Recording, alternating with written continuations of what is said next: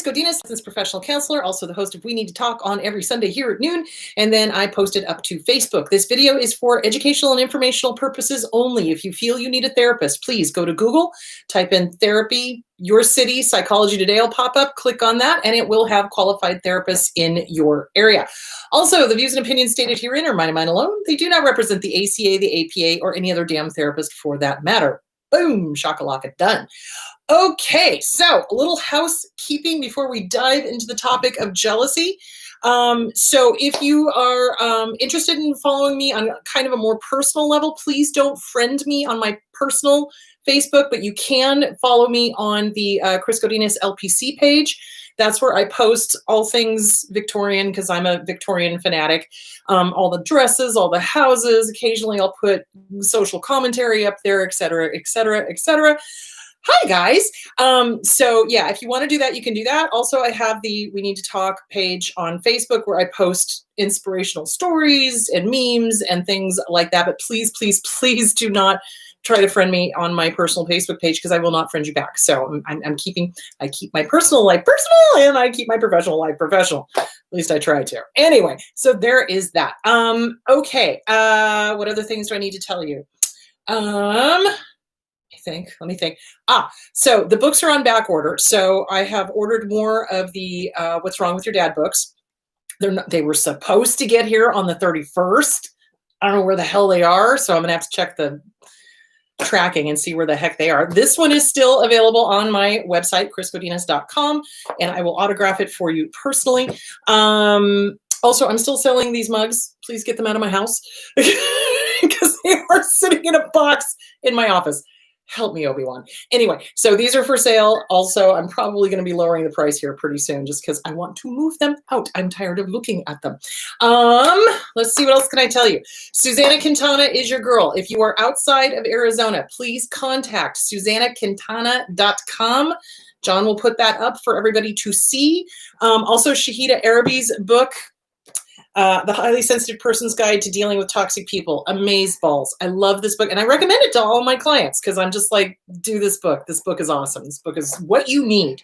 So there that is. Now, we are coming into divorce season. So we're coming out of the Hoover season, sort of, until we get to like February. But we're coming into divorce season. So traditionally what ends up happening, and Brent tells me this every year, he's like, okay, it's January. I won't see you for a couple of months. And I'm like, why? And he's like, because everybody's getting a divorce. And I'm like, oh. So people wait until after the holidays and then file for divorce. So if you are divorcing somebody who is personality disordered, abusive, etc., Splitting by Bill Eddy and Randy Krieger is going to be your Bible. Get it, read it, work it, listen to it, because they say all of the same things that I've been saying for months and months and months and months, and how abusers act and what they'll do and all the political, or not political, but legal bullshit that they're going to pull. It's just like, oh my freaking God. If there is a way for them to be absolute assholes, they will. So just basically count on that. Also, I've decided that next week's show is going to be about parallel parenting. Since we are coming into divorce season, next week I'm going to talk about parallel parenting because I think that's going to be important because, divorces. Okay. Well, Happy New Year's, everybody. I hope everybody had a good Christmas. I hope you had a great New Year's. I actually had a really nice, quiet, obviously because of COVID, Christmas, quiet, didn't go anywhere. New Year's was actually not that bad. My dog is deaf, so he slept through the fireworks, which was good. Didn't quite sound like Armageddon, but it was pretty loud. So yeah, we had a good time. That was good. And hopefully John will stop singing It's Christmas at Ground Zero by Weird Al Yankovic. So I know you're listening, John. So anyway, there's that. Okay. All right. So today's topic is jealousy. So there's a couple of ways to approach this. I can talk about why we get jealous. I can talk about insecure attachments, and I think that's the way I'm going to go. And then I'm also going to talk about how the abusers use jealousy to try to manipulate and control. So, okay, jealousy comes from, it's a learned behavior. First of all, it's a learned behavior.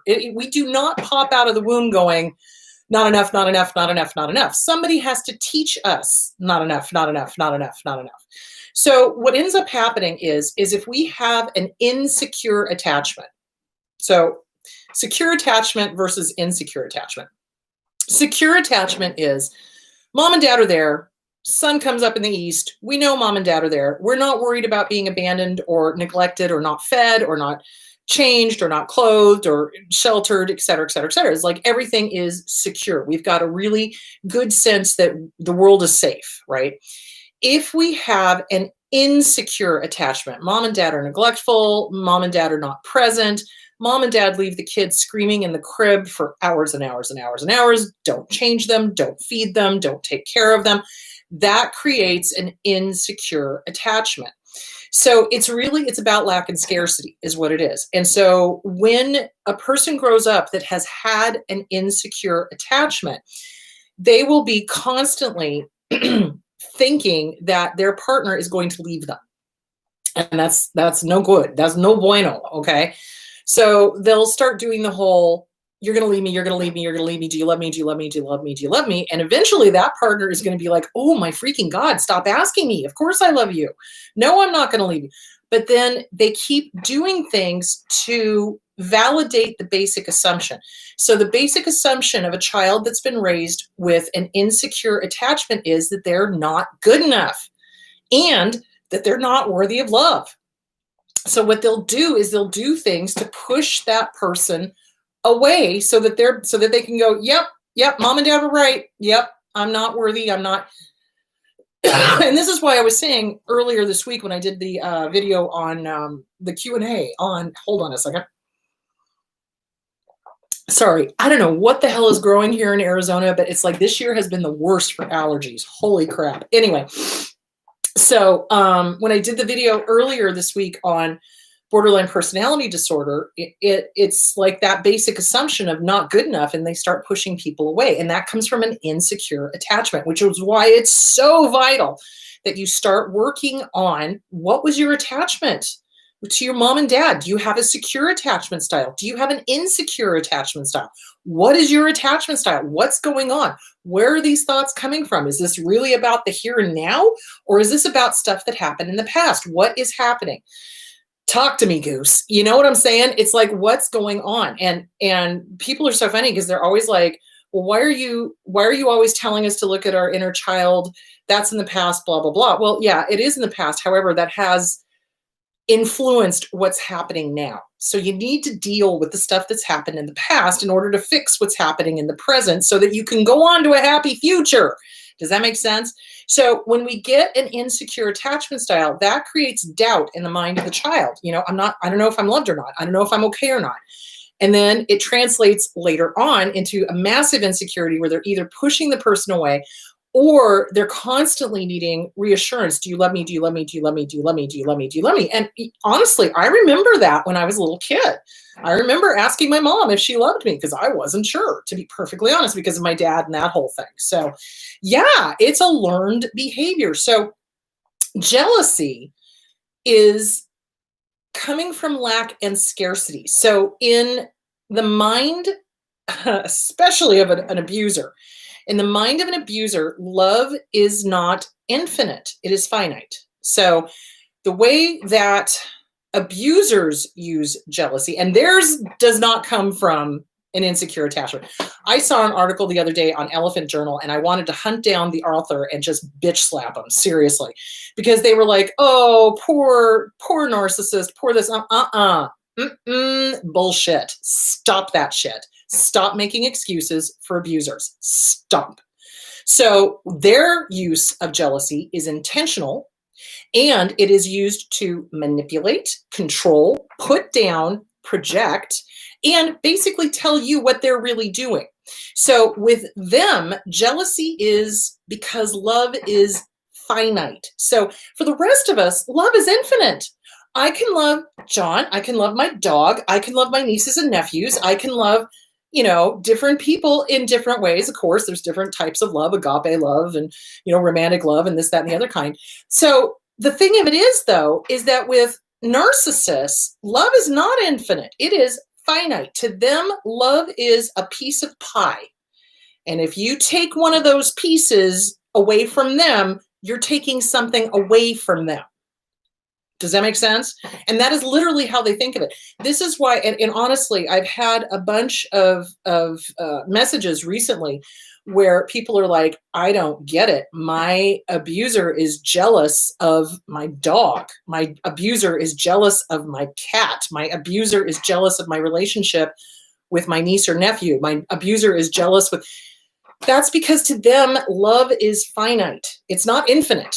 You know, to the rest of us, love is infinite. Love, you can love everybody, basically, in one capacity or another. But to them, it's like if you take a piece of that pie and give that pie to somebody else, you're taking that piece of pie away from them. So it's lack and scarcity on their part. Then what they do is they get a chip on their shoulder and they decide that they are going to isolate so that you cannot give your love to anybody else because they think they need all of it. They don't understand that love is not finite. Love is infinite. You can love a lot of people and still have love for your partner, but they don't think that way. So what they do is they start punishing the person because of jealousy. I forgot to turn my sound off. See how I am? Anyway, so they start punishing the person because of jealousy because they're hanging out with their family or they're hanging out with their friends. Have you ever noticed how jealous abusers get when you go hang out with your friends? How they want to start cutting you off and cutting you off and cutting you off. Oh, you're spending too much time with them, even though you see them once every 4 months. Or, oh, you love them more than you love me. That whole thing. You love the dog more than you love me. You love the cat more than you love me. You love the goldfish more than you love me. Seriously. And often in these cases, especially when you're dealing with a dark triad, the jealousy becomes pathological and they will kill the dog. They will kill the cat. They'll flush the goldfish down the toilet. They'll do all sorts of horrible things because they are pathologically jealous. They don't understand that you can love and still have enough for them. But with a narcissist, remember, it's a black hole. It's like light entering a black hole. What do we know that happens to light when it enters a black hole? It gets sucked in, never to be seen again, and there is never enough light. So in other words, it's not enough. It's never enough for them. Even if you had 24/7 with them, you cannot love these people into sanity. You cannot love these people into reason. You cannot fix them through love. Again, I wish we could. Wouldn't it be a beautiful and wonderful place if we could? So, all right. So then what they do with the jealousy is that narcissists are so effing arrogant that they basically tell you what they are going to do, and it's through the projection. So they are doing something that they cannot admit that they are doing. They are doing something that they cannot admit that they are thinking about. They are doing something that they will not, cannot, don't even try to make them own, okay? So then they start projecting. You're cheating. You're doing this. You're doing that. You're sneaking out. You're da-da-da-da. And I can guarantee you, if it comes out of the blue and you've been faithful, they're doing it. Absolutely. They also use jealousy as an excuse. And then I'm thinking about this as I'm thinking about all the divorces that are going to be starting to happen in this month or two, is that they use it as an excuse to control. In other words, I need to see your phone. I need to see who you're talking to. I need to see your computer. I need to, put a tracker on your phone. I need to put a tracker on your car. Or yeah, seriously, they will do that. And this is dangerous because this is when they start spinning into that crazy abuse where it's like they don't let you see anybody, they don't let you talk to anybody, they're always asking you where you've been, they're sending you texts all the time, who are you with, what are you doing, blah, blah, blah, blah, blah. So jealousy really has no business being in a healthy relationship. It has no part of a healthy relationship. It is part of a dysfunctional, unhealthy relationship, to be sure. Because let's think about it. When you're in a healthy relationship, if you go back and you look at the video I did on what makes a healthy relationship, what are the qualities you're looking for? And then the ones where I did, what are the qualities you're not looking for? In a healthy relationship, you have to have trust. You have to. Because if there's no trust there, there's no respect there. Trust, respect, and love, all kind of the same thing. And I think people miss that. So when you're looking at a healthy relationship, there has to be trust, love, and respect because they're all kind of really the same thing. So you trust somebody, you love somebody, you respect somebody. If you don't trust them, why are you with them? What's that about? So what ends up happening is that, and like I said, there's two separate ways of looking at this. There's from the child that was raised from the insecure attachment, and they're constantly needing reassurance. I need to see the phone. I need to be sure everything's okay. I need to and it becomes an obsession. And that's the one thing I tell people. It's like, if you cannot trust your mate, get out of the relationship, because you're going to spin your wheels doing the checking the phone for the rest of your life, maybe never finding anything, but it's going to cause resentment on the part of your partner, because they're going to get sick and tired of being accused of stuff they're not doing. And, or you've got an abuser who's using that to check up on you, to see who you're talking to and what you're saying about the relationship. So remember, narcissists do their dirty deeds in the darkness. They don't like anybody knowing what's going on. They like to do what they're doing in complete secrecy. And so they don't want you talking to your best friend, talking to your family members, talking to your clergy, talking to your, et cetera, et cetera, et cetera.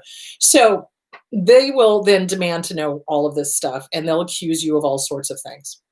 And that's where it's heartbreaking, because when we are in a relationship with an abuser, of course, in the beginning, they don't do that. They do the love bombing. I love you. I love you. I love you. You're the best thing that ever happened to me. Oh my God. You like ice skating. I like ice skating. You like pizza. I like pizza. You like moose. I like moose. It's just like Prince Hans and Anna. And then the mask slips, and then they start doing the devalue. And in the devalue is when they start pulling the jealousy thing. That's when they start pulling the, you're doing this, you're doing that, you. Oftentimes, when you look back at their history, or you get information about their history, they are serial cheaters. They're talking about themselves. So again, narcissists cannot help but basically lay out what they're going to do, what they are doing, or what they're thinking about doing, because they're so arrogant. It doesn't occur to them that anyone would double check them, look at their history, et cetera, et cetera, et cetera. So yeah, oftentimes they are serial cheaters. They are doing things that they should not be doing, but accusing you of it. And if that is the case, the situation, no amount of proving to them that you are innocent is ever going to make that stop. Let me be clear here. Once an abuser starts doing the quote unquote jealousy thing, oh baby, I love you so much. Oh, hell no, that ain't love. I don't know what the fuck that shit is, but it ain't love. When somebody tells you, oh, I'm just jealous because I love you, bullshit. That is not love. That is not love. If they loved you, they'd trust you. You heard me right. So what they do is that I love you so much, I'm so jealous. Nope, that's not love. And, oh, you're just such a prize. I don't want anyone else to have you. Well, I'm with you, dudette. So what's your fucking problem, right? So they do that. They do that whole, oh, I love you so much. That is not love, guys. That is not love. And if we've been raised in an environment where there was a lot of jealousy, there was a lot of chaos, there was a lot of dysfunctional behavior, we oftentimes come out of those insecure attached parental relationships thinking that insecurity, that jealousy is a show of love. It is most certainly not. It is a show of control. It is a show of power. And it is a show of, I'm going to make you feel bad. Guilt, fear, obligation, and guilt. Jealousy creates fear, obligation, and guilt. If any relationship is having fear, obligation, and guilt, it is toxic. Get the fuck out. Get the fuck out. So that is what they use that for. And no, that is not love. That is most certainly not love. So how do you combat this? Well, first of all, if you're in an abusive relationship, and it is that time of year where people are like, oh my God, I have to get out. So John, if you could please post findhelp.org. Findhelp.org is what used to be auntbertha.com. It is now findhelp.org. If you are in Arizona and you are needing legal services, housing, getting your resume together, how to do an interview, et cetera, et cetera, et cetera, please look up Fresh Start Women's Resource Center. Okay. And what you're going to do is you're going to go onto their webpage. It's kind of confusing. So you're going to go to services, You're going to click services. Right under services is first step. On the first step, you're going to fill out their form, and then you're going to watch your email because they're going to send you a confirmation that, yes, you've been registered and here's the time you can go. So also you want to look into your state's DES, Department of Economic Security, get food stamps if you're leaving and you don't have a job, sign up for Section 8 housing, whatever you need to do that to get out. So, and I'm saying this because the jealousy thing becomes very dangerous. It does. Because in a narcissist's mind, they have to win at all costs. And I do mean at all costs. So again, how do we prevent ourselves from falling victim to the jealousy, lack, and scarcity thing? So remember, narcissists live in a realm of too much, not enough. Too much, not enough. And very small sliver is okay. Okay. So sometimes they're okay, but most of the time it's too much, it's not enough. It's too much, it's not enough. So it's a lack and scarcity thing. So they are going to do their dance. You cannot change them. You cannot fix them. You cannot help them. You cannot make them grow. You cannot make them aware of what they are doing. They're never going to get it. They are never going to get it. They don't. So what you want to do for yourself is you want to check in. Do a check-in. How jealous are you? What is your attachment style to your family of origin? Was it a secure attachment? Was it an insecure attachment? The more insecure that we are attached, insecurely that we are attached to our family of origin, the more likely we are to repeat that pattern with a romantic partner. So when I say that the best defense is good self-esteem, I'm not kidding. It's like, seriously, as a heart attack, get the Self-Esteem Workbook by Glenn Schiraldi. Start working it. If you don't like that one, get You Are a Badass by Jen Sincero. Both excellent books. You want to start working on family of origin stuff. CPTSD from Surviving to Thriving by Pete Walker, actually, more and than or, the Inner Child Workbook by Catherine Taylor, because you've got to start working on that insecure attachment so that you become secure within yourself, so that you're not constantly looking outward going, do you love me? Do you love me? Do you love me? Do you love me? Because narcissists, man, they're like sharks. That's like blood in the water for them. Soon as they hear somebody's insecure, zoom, and they've got you. So you want to work on your self-esteem. You want to work on your inner child. You want to start, and yes, you can heal that insecure attachment. How? Well, you start working on the self-esteem and realizing that whatever your parents did is not because of you. If they were not good caregivers, it's not because of you. It's up to the parents to be good caregivers. If they were harmful, if they were neglectful, if they weren't there, if they were abusive, that's on them. That is not you. So you've got to help that inner child understand that it wasn't anything they said. It was not anything they did. It was not anything they didn't say. It wasn't anything they didn't do. These people would have done and said whatever it was that they were going to do and say. So you've got to help your inner child understand, hey, little one, it wasn't us. We're not the problem. They are. And we don't have to keep repeating it, because remember, the inner child is the one that subconsciously looks outside and goes, oh boy, somebody who reminds me of my mom or dad, who wasn't there, who was neglectful, who was harmful, who was jealous, who was whatever. I know, let's fix that relationship there. It'll fix this one. Yeah, okay, half of a shit sandwich, half of a shit sandwich. Total shit sandwich. So jealousy comes from lack and scarcity, and you've got to change your mindset on that. So in other words, like I said, love is infinite. You can love a lot of people.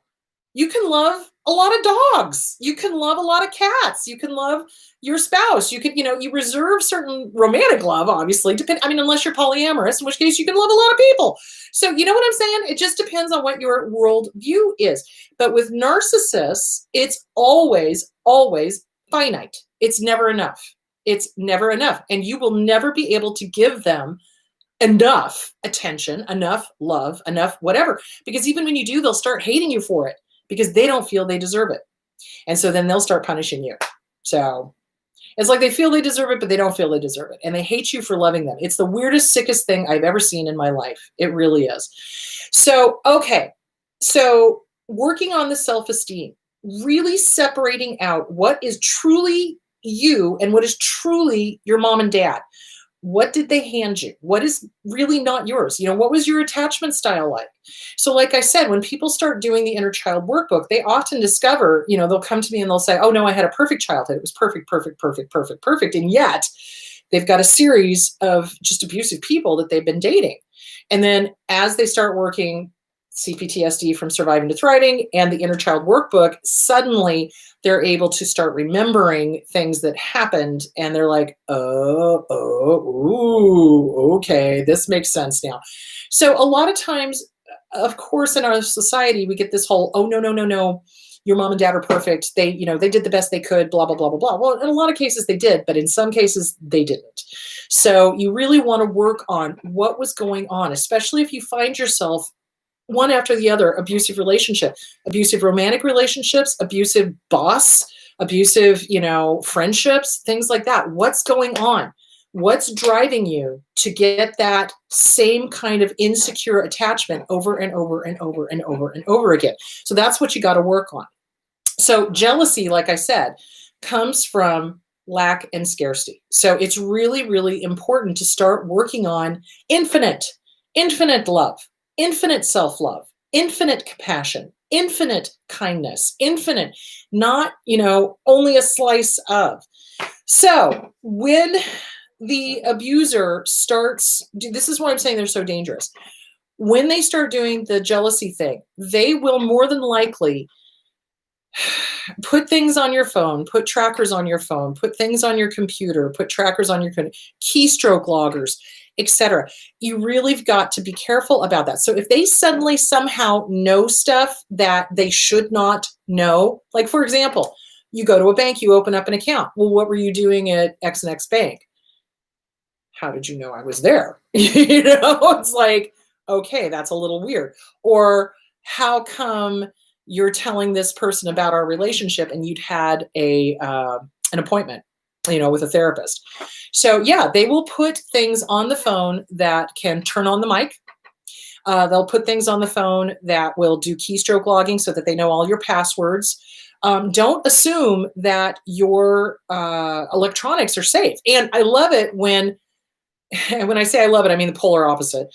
When a target comes in and says, oh, no, my spouse told me multiple times that they don't understand computers and they don't and it turns out, no, they've got a bunch of stuff installed on their phone. Yeah, they've got a bunch of keystroke loggers and trackers and everything else installed on their computer. Wow, they've got all of their passwords. So that's denial. So yeah. So, and they do it in the name of jealousy. Oh, I'm just doing it because I'm jealous. I'm just doing it because I love you. No, that's not love. That is not love. That is not love. So that is what you need to be aware of. So again, if you are feeling jealousy, it is because of an insecure attachment. And you're in a good relationship, but you're constantly going, do you love me? Do you love me? Do you love me? Do you love me? That's a sign of an insecure attachment. Also a sign of an insecure attachment is constantly apologizing. So that comes from the family of origin. And jealousy has no place in a healthy relationship. The couple trusts each other. The couple, they stand on their own, okay? They come together, they kind of weeble wobble, they go off, they go do their own things. They come together, they weeble wobble, they go off, they do their own things. In an unhealthy, jealous-laden relationship, it is extremely codependent. So, codependent books. Disease to Please by Harriet Breaker, Codependent No More, Beyond Codependent No More, both by Melanie Beattie. There's a book by Pia Melody that's on codependency. It's also very good. There's a ton of really good codependent books out there. And so it looks like that, or it looks like that. And those are the worst kind of relationships, because if one goes away, boom, you fall on your face. They go away, boom. So not good. So jealousy creates this desire, this need to prove yourself. And that's exactly what the narcissist wants. That's exactly what the abuser wants. They want you to constantly be proving to them that you're worthy, proving to them that you deserve their love, whatever. So yeah, that is what the jealousy game is all about. It's a way to keep you less than. It's a way to keep you second guessing yourself. It's a way to keep you off your mark. It's a way to keep you constantly defending yourself. Think about it. How many of us who've been in an abusive relationship get accused of things that we've never done, never would do? And so we find ourselves constantly on the defense, constantly defending our actions, constantly defending who we're talking to, constantly defending what we're saying, what we're doing, who we're seeing, how we're living, etc. That's because of our family of origin. So that original wound has got to get fixed, because it just goes on. When you've got a family that's constantly, why'd you say that? Why'd you do that? Why are you, and you're constantly having to defend yourself, you end up getting into a relationship where you're doing the same thing all over again. So jealousy comes from lack and scarcity. Jealousy on the part of the target comes from an insecure attachment in childhood. So that needs to be worked on. Jealousy for the abuser is a control mechanism. It's a way to harm, to hurt, to manipulate, to control, to keep you down, to also to project and say exactly what they themselves are doing. So like I said, if you are completely innocent, like you haven't cheated, you haven't done anything wrong, and they're going, you're doing this and you're doing that, and you, I can guarantee you, these people, that abuser is doing it or thinking about doing it. So yeah, so something to keep in mind. Okay, let's go to questions. Okay. Question. Why do so many potential partners repeat that love is finite as if this makes them sexier? I have no idea. That's a good question. Love is infinite. Love lasts beyond death, as far as I'm concerned. And when you love somebody, you love somebody. And that's what makes a breakup with an abuser so heartbreaking and so gut-wrenching, is because healthy, normal people don't just turn it off like a fucking water fountain. Water fountain. That's not the right term. Water hose. No, water. What am I trying to say? Like a sink. You know what I'm saying? You don't just turn off the hot water and that's it, So we do love. We do love forever. We love them forever. And even though the parents may have been abusive, the kid still loves them on some level. We still do. I mean, as much as I hated what my dad did, I still loved him because he was my dad, and he did do some good stuff. He gave me a love of history. He gave me a love of documentaries. He gave me a love of reading. He gave me a love of, things like that. So I got to thank him for that. But we don't ever stop loving. So the abuser, remember, abusers are not, honest to God, they're not that smart. They think they are. They think they're smarter than everybody. They think they know more than everybody. And they cannot conceive of love being infinite. It's beyond their wrapping of their little minds around. So yeah, if somebody keeps saying that, oh, love is finite and there's only so much and blah, blah, blah, run, do not walk to the nearest exit stage left. Yeah, get the hell out. Because yeah, and I don't know why people say that, because that to me tells you volumes about how they think about things. Lack and scarcity. Okay. I'm a stepmom. And my kids constantly ask me if I love them. They are 15 and 14 years old. How or what do I do or tell them so they can get it? So whatever happened in their childhood has created an insecure attachment. Because kids, even if kids have got a good family and the family breaks up because it just didn't work out, you got married too young, things change, people grow apart, and it's healthy. It's not an abusive relationship. And yeah, I know, wonder of wonders, miracle of miracles, that actually does happen.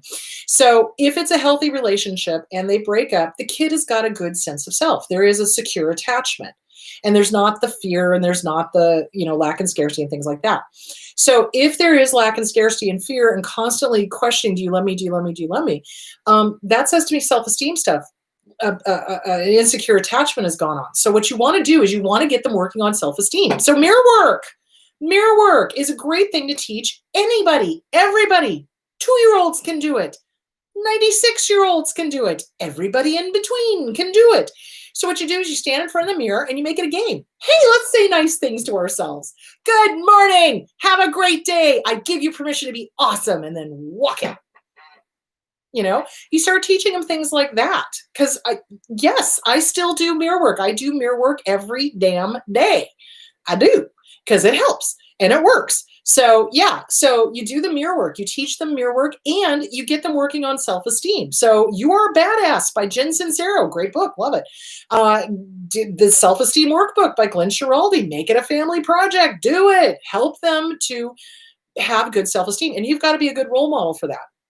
So that means no damning yourself, no putting yourself down, no disparaging talk, and when they ask, you tell them, I love you. Sun comes up in the east, I love you. And they may need to ask you multiple times. It depends on what their childhood was like. And I don't know what was going on. So help them with self-esteem. Help them with self-esteem. And there are self-esteem workbooks for teens. So if the Schiraldi book is too much and the Jen Sincero book is too much, find a workbook for teens and work on the self-esteem. But do the mirror work. Teach them the mirror work so that when they're having one of those days, they can go into the bathroom and give themselves a pep talk. So, and that's what that's good for. So yeah, absolutely. How do you explain fog to the alienated child you are finally reunited with? Ooh, okay. So let me see if I've got this right. Okay, so the child has been alienated from you because of the abuser, if I'm hearing this right. So how do you explain fear, obligation, and guilt? You just explain it to them. Point blank. Here's something I learned. Any relationship that makes you feel fearful, makes you feel obligated or guilty is not a healthy relationship. You just be honest. Everybody kind of acts like kids are not going to get it. And of course, they may run right back to the abuser and say, oh, mom or dad said this, blah, blah, blah. Well, they're going to, because they've been trained to not keep secrets from the abuser, right? Because you know how abusers always want to know everything. And so they tell the kid to tell them literally everything if they want to be in their good graces. So you just be honest. It's just like, hey, here's a tip for future. When you're out dating, don't ever get involved in a relationship that makes you feel fearful, obligated, or guilty, because that's the sign of a really unhealthy relationship, and you deserve better than that. So yeah, just talk to them normally. If it comes up, use the opportunity and, talk to them about healthy relationships, et cetera, et cetera, et cetera. Okay, there we go for that. What is the difference between a dark triad and antisocial comorbid with NPD? Nothing. They're the same thing. So in other words, dark triad is just a layman's term for comorbidity. Comorbidity means there's more than one issue going on. And so you can be comorbid with anything. You could have depression and narcissism. You could have anxiety and narcissism. You can have antisocial and narcissism. You can have a myriad of different issues together. It's comorbidity. In other words, it means there's more than one issue going on.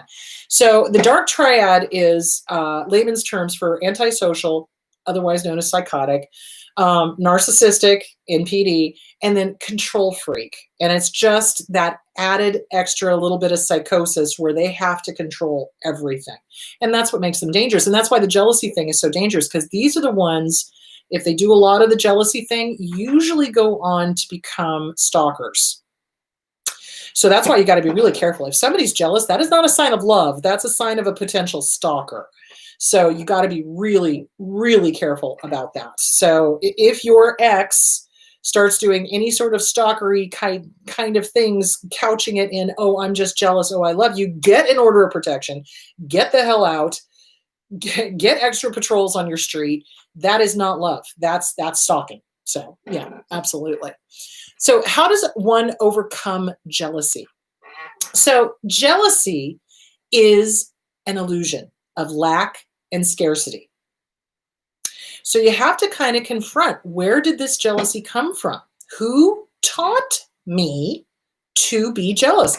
Children do not pop out of the womb jealous. They do not pop out of the womb with insecure attachment styles. They do not pop out of the womb with all of these issues that we end up having later on in life. So where did the jealousy come from? Who taught you? Who had the lack and scarcity for you, or that you saw growing up as a kid? Where did that come from?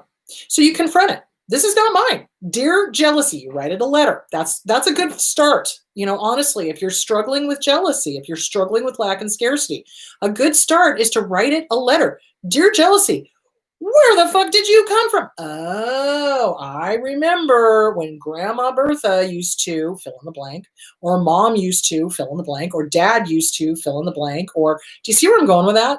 You figure out where it came from, and then you start confronting it. You know what, jealousy? Infinite love. I do not need to feel jealous. I know who I am. I love myself. I'm working on myself. I get to love myself. Go fuck yourself sideways with an unlubricated baseball bat, preferably one with splinters. Have a nice life, jealousy. Fuck you. Bye-bye. Trot it out to the barbecue, burn it. And then you're going to start working really hard on your attachments. You're going to start working on your self-esteem. Because people, again, people who have got good self-esteems are not jealous. I know, crazy go nuts, huh? So they're not jealous. That's why it's really, really important. Work on your self-esteem. I'm not kidding. It's like, really, self-esteem is going to make you bulletproof to abusers. It's also going to strengthen who you are. You know who you are. Love who you are. Like rock solid. Sun comes up in the east. You know who you are. So you start working on self-esteem. You start working on boundaries. You know who you are. There's no lack and scarcity. There's infiniteness. I'm getting into the Buddhist stuff here. So, it's infinite. Love is infinite. Love yourself infinitely. Even when you fuck up, love yourself. Acknowledge it, own it, make amends, forgive yourself, move on. That's infinite love. Abusers, on the other hand, if we make a mistake, they rub our nose in it and we never hear the end of it. And we are supposed to feel guilt and shame over that for the rest of our lives. Fuck that shit. So what you want to do is you want to start working on you. You want to start working on self-esteem. Get with a goddamn good DBT therapist or CBT therapist and start working on self-esteem. Where did this lack and scarcity come from? It's not yours. It's not yours. Just like in CPTSD from Surviving to Thriving, I think it's chapter 3, can't remember. I need to go back and look at it again. He talks about putting back all of the anger, the shame, the guilt, etc. Well, put back the lack and scarcity because that is not yours either. Guarantee it. So start working on that. That is how you overcome jealousy, is by self-esteem, knowing your own worth. Because when you know your own worth, you know everybody else's own worth. If you don't know your own worth, you don't know anybody's worth. Do you see where I'm going with that? And you recognize that your worth is good and it's okay, and that you don't deserve to be treated like doo-doo. You know what I'm saying? So yeah, that's how you start working on that. And that also, you become your own comfort person. So in other words, we look outside of ourselves when we have a dysfunctional family. Do you love me? Do you love me? Do you love me? The question should be, do I love me? Do I love me? Oh, shit, there's an area where I'm not loving me. Ooh, maybe I need to work on that. That's what we need to do. I know, I could hear all the minds all of a sudden just going, oh my God. So yeah, when you do the question, do you love me? You got to flip that around. No, wait a minute. Do I love me? Do I love me? Where don't I love me? Ooh, maybe I need to pick up a self-esteem book and start working on it. Maybe I need to start doing the self-esteem stuff in the mirror. Abso-freaking-lutely. That's how you overcome jealousy. Where are you not loving yourself? Where's the lack and scarcity? Get rid of it. It's not yours. Never was. Never will be. So there's that. I am still having a crazy hard time finding things that make me happy. Where do I start? Again, self-esteem. Honestly, I swear to God, guys, you start working on your self-esteem and suddenly things start becoming clear. I know, it sounds too simple. It does. But trust me, sometimes the simplest answer is the correct answer. So you want to look at you. When did happiness get taken away from you? Who told you that it wasn't okay to enjoy things? Who told you that it wasn't okay to be happy? Who told you that it wasn't okay to find joy in a hobby or reading or, whatever? So you start with you. You start with you, and it's not things that are ever going to make you happy. Happiness is an inside job. You make you happy. You be happy with you, and then you go out and you find hobbies, things, whatever, that enhance that already there sense of happiness. I know. Everyone's like, but, I need somebody or I need something. No, you need you. You need you. You are the person who generates the happiness. Things will never make you happy. People will never make you happy. You make you happy. And that is self-esteem. That is truly self-esteem. You wake up in the morning, you have gratitude. That is the best way to kickstart all of this stuff. You wake up in the morning, you think, oh, wow, I'm breathing. This is good. Woo! Jump back. The sun's up. This is good. It's cloudy outside. This is good. You go to the mirror. You do your mirror work. Hi, good to see you. Have a great day. I give you permission to be happy. It's okay. Then you start doing the mental work, the writing the letter. Dear world, or dear mom, dear dad, dear whatever, how come I'm having such a hard time loving myself? Where did this come from? Oh, family of origin stuff. Great. Okay, I'm going to get CPTSD from Surviving to Thriving by Pete Walker. I'm going to get The Disease to Please by Harriet Breaker. I'm going to get Self-Esteem Workbook by Glenn Schiraldi. I'm going to get to see where I'm going. And you start finding happiness within you. When you can sit alone with yourself and feel just content, congratulations. Now you can go out and start finding things that enhance that contentment. So it boils down to love you. Find happy within you. What is it about you that makes you happy? There should be a lot. Seriously, you've survived. You've made it this far. You're doing the work. You're here. That's amazing. Do you know how many people give up? Do you know how many people the narcissists are able to convince to commit suicide? Don't get me started, because they want us dead. That's really what they want. And the fact that you are here is a testament to who you really are. So congratulations. That should make you happy. Makes me happy. So keep working on that. There is a lot to you that makes you happy. You just don't know it yet. And happiness really is an inside job. Meditate. Go for walks in nature. Find contentment in that alone time. What is your inner critic doing? That will tell you a lot. If your inner critic is constantly not good enough, you got to work on putting that down and replacing it with the polar opposite so you have an inner cheerleader.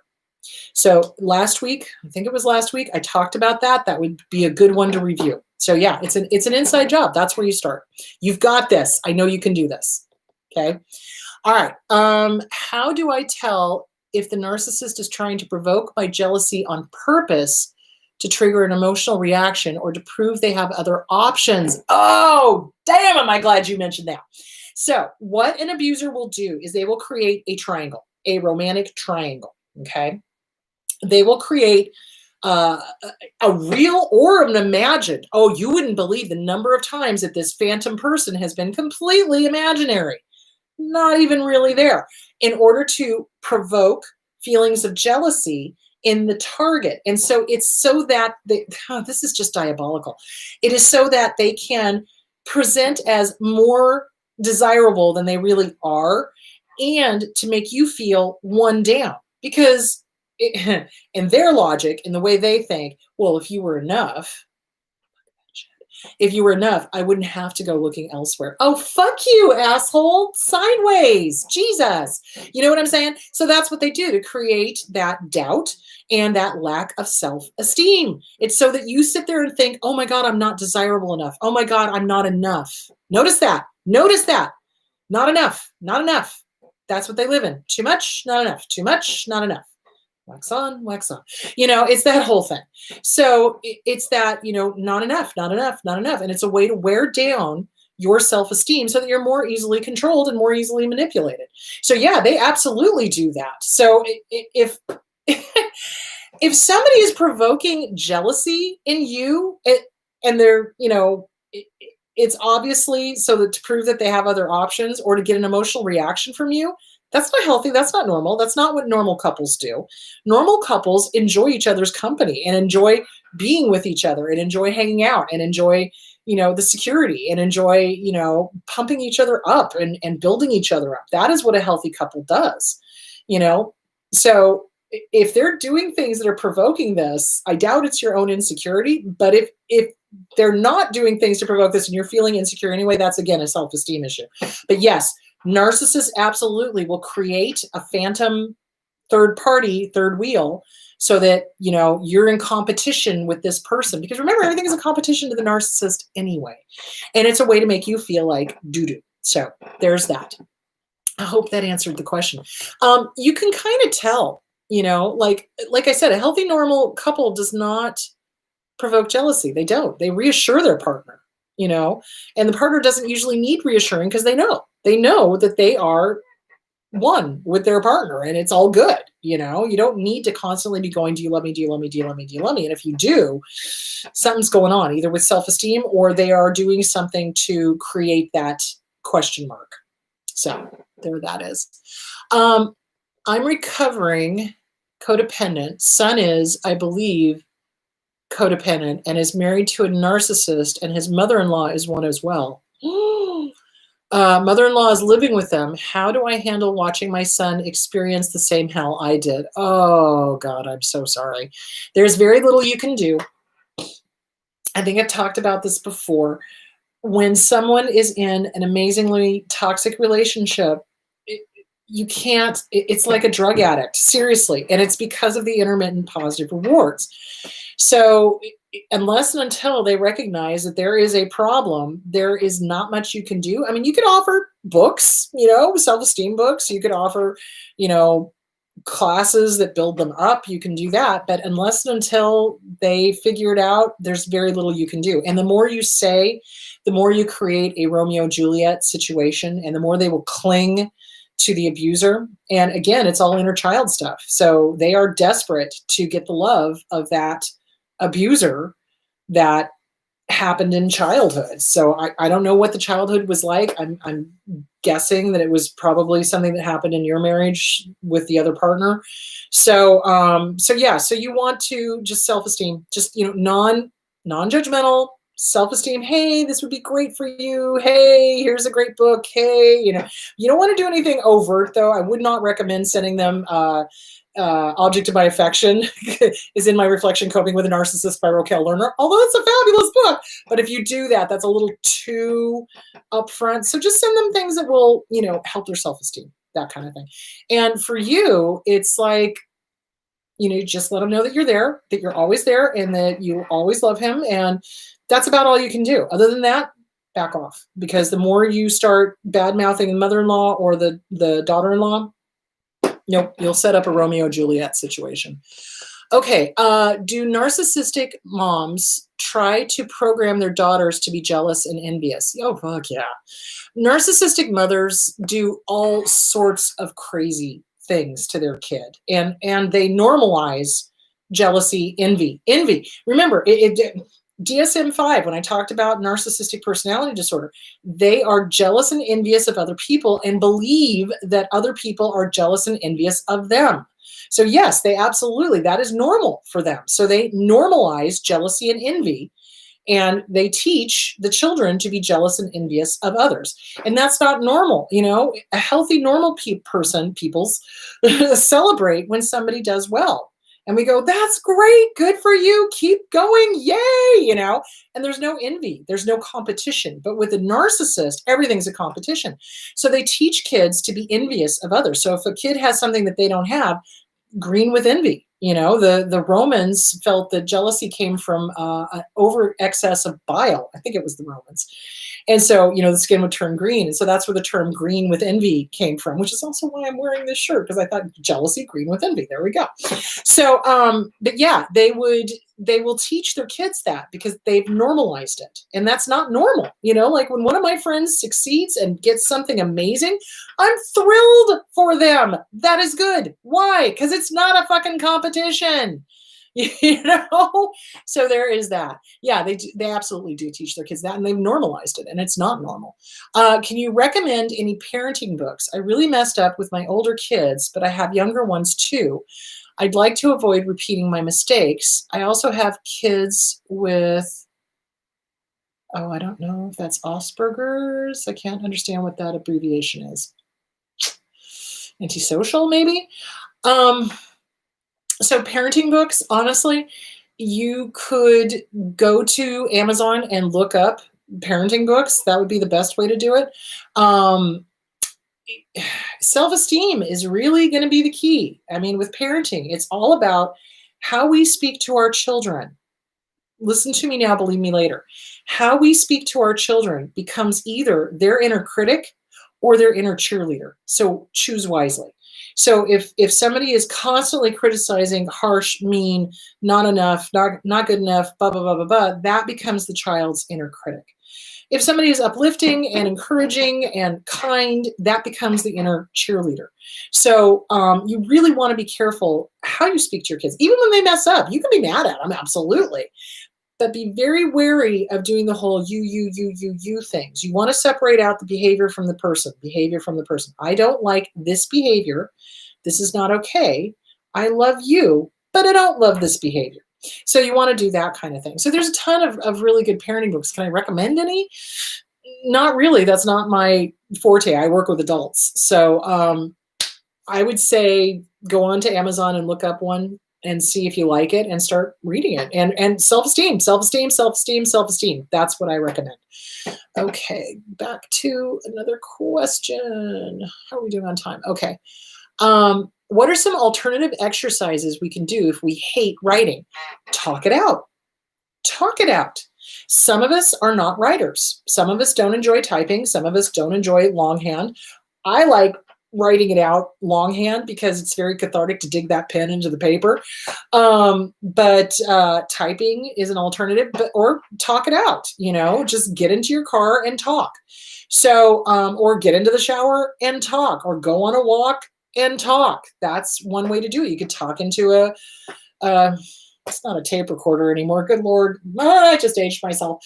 MP3 player. I don't know. Something that records. So, you could do that, be careful though, because if you're recording anything, you don't want your abuser to find it. So, but you could talk it out. Just talk it out. Just work it out, talking it out. Sometimes I do that. Sometimes if something is really, really bothering me and my thoughts are going faster than my hand can keep up with, because that's very often what happens. So I'll just, go for a walk and I'll just start talking. And I know people are kind of like, Bluetooth or crazy, and that's okay because you're talking it out. You're getting it out. You're figuring it out. You're working it through. So that's one way to do it. Yeah, that is kind of what I recommend. Okay. All right. So to recap everything. So jealousy, not normal. Jealousy is not normal. That it is normalized by abusers. Abusers use jealousy to manipulate, control, make us one down, make us living in constant, am I good enough? Am I good enough? Am I good enough? They also use it as an excuse to get into all your passwords. They use it as an excuse to put on tracking things, et cetera, et cetera. For us, jealousy comes from a family of origin where there was an insecure attachment, not a secure attachment. And so that constantly needing outside assurance, there's no internal voice going, we're okay, needing outside assurance. Am I lovable? Am I lovable? Am I lovable? So that's why you've got to work on self-esteem. Self-esteem. That is where happiness comes from. That is where self-esteem comes from, is from inside, not constantly hearing it from other people, but you being able to validate yourself. So jealousy is not a normal part of a healthy relationship. A healthy relationship is one that builds each other up, themselves and each other up. An unhealthy relationship, one is tearing the other one down. No. That is not healthy. Jealousy has no part in a healthy relationship.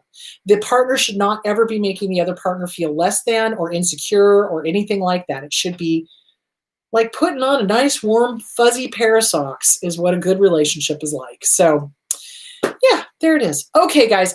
All right. So I hope everybody is having a great week, and I will talk to you next week. Next week, we are going to be discussing parallel parenting since we are coming into the divorce season. Remember, Hoover season is not over yet. If they Hoover you, do not respond. No response is a response. Do not respond, because this is through now until, Valentine's Day. So do not respond to the Hoover. So we're going to be talking about parallel parenting, how to help your kiddos when you're leaving an abuser or a narcissist or whatever, and you're going to have to parallel parent. So we're going to talk about that. All right, guys, have a great week. And I will, where is my thingy? Oh, it's over here. There it is. Okay, hold on. There we go. Okay, talk to you later. Bye.